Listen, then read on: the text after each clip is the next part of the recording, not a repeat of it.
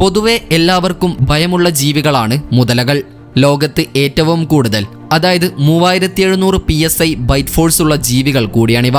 അതായത് ഇവയുടെ വായിൽ നമ്മൾ അകപ്പെടുകയും അത് നമ്മുടെ തലയിൽ കടിക്കുകയും ചെയ്താൽ നമ്മുടെ തലയോട്ടി പോലും പൊട്ടിപ്പോകുമെന്നർത്ഥം. എന്നാൽ നമ്മൾ വെറുപ്പോടെയും ഭയത്തോടെയും കാണുന്ന ഈ മുതലകൾക്ക് കോടിക്കണക്കിന് രൂപയുടെ മൂല്യമുണ്ടെന്ന് പറഞ്ഞാൽ നിങ്ങൾ വിശ്വസിക്കുമോ?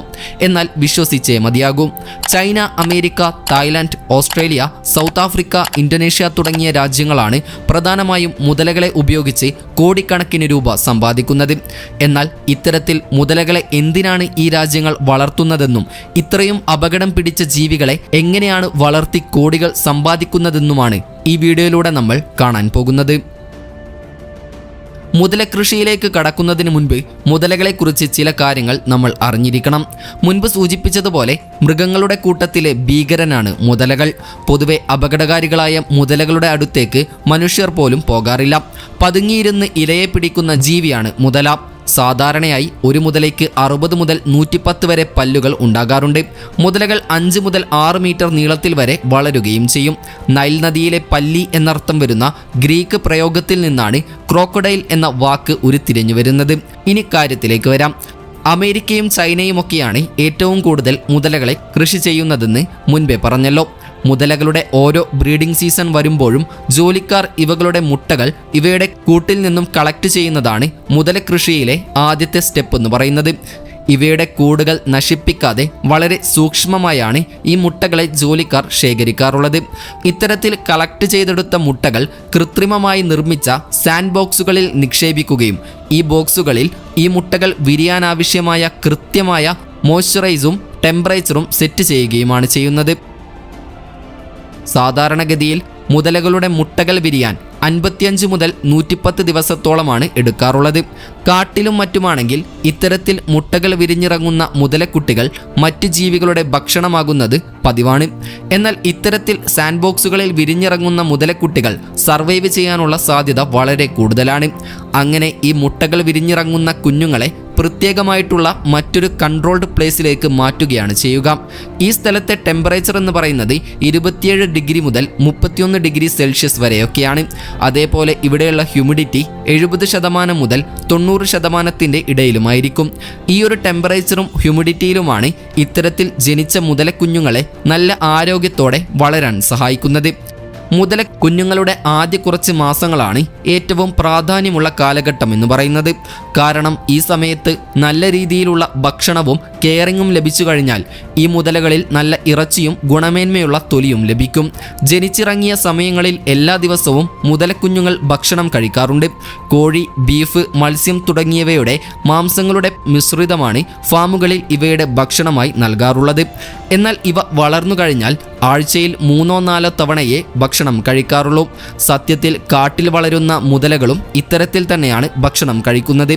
ഇത്തരത്തിലുള്ള മുതലകളുടെ ഫാമുകളിൽ വെറ്റിനറി കെയർ വളരെ ഇമ്പോർട്ടൻ്റ് ആയിട്ടുള്ള കാര്യമാണ്. കാരണം ഇവിടെയുള്ള വെറ്റിനറി ഡോക്ടേഴ്സ് ഈ മുതലകളുടെ ആരോഗ്യനില പരിശോധിച്ചു കൊണ്ടേയിരിക്കും. പാരസൈറ്റുകളോ ചർമ്മരോഗങ്ങളോ മറ്റോ ഇവയ്ക്ക് പിടിപെട്ടിട്ടുണ്ടോ എന്ന് പരിശോധിക്കാൻ വേണ്ടിയാണ് ഇത്തരത്തിലുള്ള ഇൻസ്പെക്ഷൻ പലപ്പോഴും നടക്കുന്നത്. കൂടാതെ ഈ മുതലകൾക്ക് പ്രത്യേകമായിട്ടുള്ള വാക്സിനേഷനുകളും നൽകാറുണ്ട്. ഏകദേശം 2 മുതൽ 4 വയസ്സാകുമ്പോഴേക്കും മുതലക്കുഞ്ഞുങ്ങൾ 8 മുതൽ 10 അടി നീളത്തിൽ വരെയും 300 മുതൽ 500 പൗണ്ടോളം ഭാരത്തിൽ വരെയും വളരും. ഈ സമയം മുതലാണ് ഈ മുതലകളുടെ കഷ്ടകാലം ആരംഭിക്കുന്നത്. കാരണം ഈ ഒരു പ്രായമാകുമ്പോഴാണ് ഇവകളെ കൊന്ന് മറ്റ് ആവശ്യങ്ങൾക്കായി ഉപയോഗിക്കുക. സാധാരണയായി ഈ പ്രോസസ്സുകളെല്ലാം മനുഷ്യർ തന്നെയാണ് ചെയ്യുന്നത്. ഇനി മുതലകളെ ഉപയോഗിച്ച് എങ്ങനെയാണ് പണം സമ്പാദിക്കുന്നത് എന്ന നിങ്ങളുടെ ചോദ്യത്തിന് മറുപടി നൽകാം. പ്രധാനമായും ഇവയുടെ തൊലിക്കും മാംസത്തിനും വേണ്ടിയാണ് മുതലകളെ വളർത്തി വിൽക്കുന്നത്.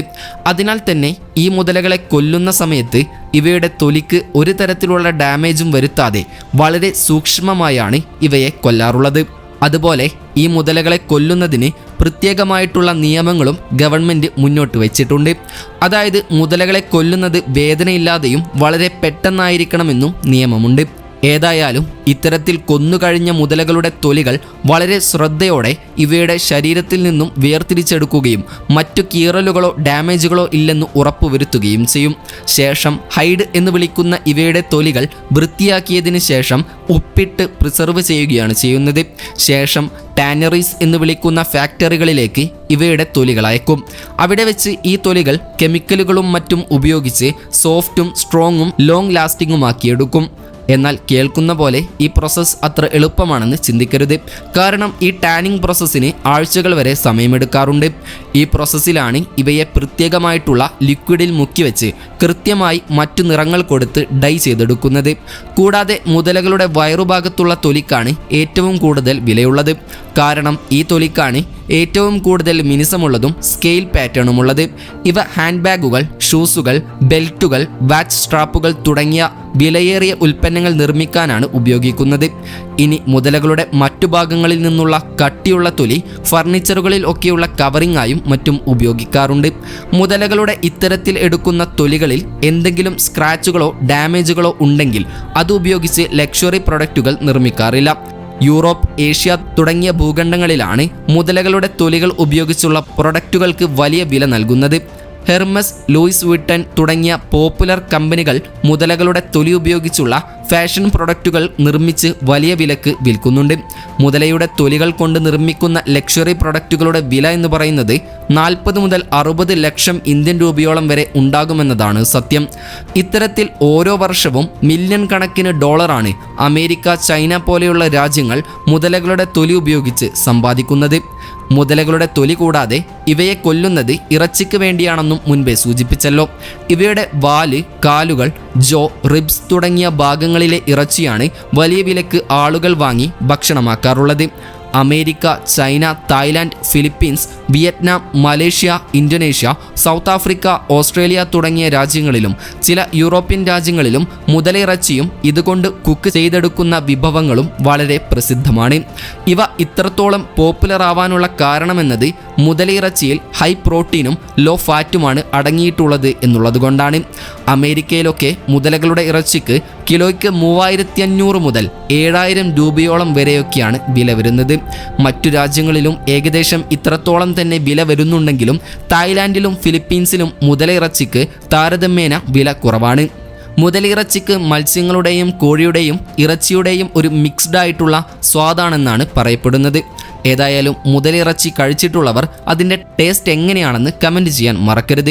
ഇതിനെല്ലാം പുറമെ മുതലകളുടെ രക്തം വളരെ പവർഫുൾ ആണെന്നാണ് ശാസ്ത്രലോകം പറയുന്നത്. കാരണം മുതലകളുടെ രക്തത്തിൽ ബാക്ടീരിയയും വൈറസിനെയും പ്രതിരോധിക്കാൻ ആവശ്യമായിട്ടുള്ള സ്പെഷ്യൽ പ്രോട്ടീനുകൾ അടങ്ങിയിട്ടുണ്ട്. അതിനാൽ തന്നെ ഇവയുടെ രക്തം ഉപയോഗിച്ച് മനുഷ്യർക്ക് ഉപകാരപ്പെടുന്ന ആൻറ്റിബയോട്ടിക്കുകൾ നിർമ്മിക്കാൻ ശാസ്ത്രലോകം ശ്രമിക്കുന്നുണ്ട്.